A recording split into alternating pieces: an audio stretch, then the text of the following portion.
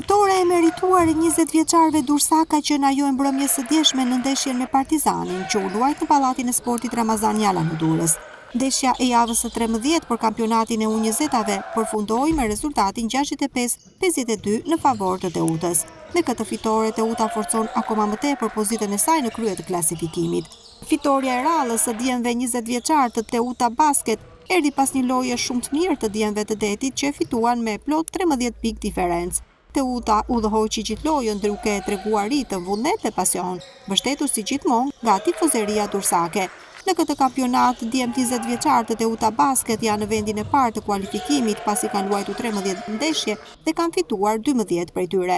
Lojtari më i spikatur në përballje me Partizanin ishte kapiteni i ekipit Helios Kamenica me 16 pikë të realizuara. Performancë të mirë kanë bërë dhe Gean Lito dhe Erti Kotovelli me nga 13 pikë, secili duke dhënë një kontribut të shkëlqyer për fitoren e ekipit.